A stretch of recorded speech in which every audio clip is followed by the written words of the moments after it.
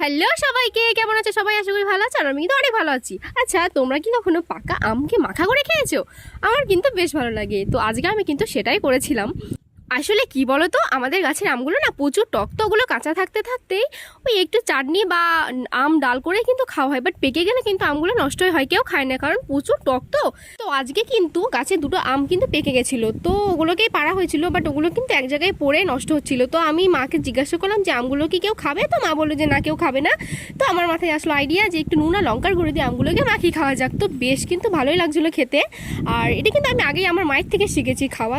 তো আমারও কিন্তু হঠাৎ মনে পড়ে যায় এরকম করে খাওয়ার কথা, আর এরকম করে খাওয়ার পর না, মানে নুন আর লঙ্কা গুঁড়ো দেওয়ার পর আর সেই টকটা লাগছিল না, মিষ্টি মিষ্টি লাগছিল, বেশ ভালোই লাগছিল খেতে।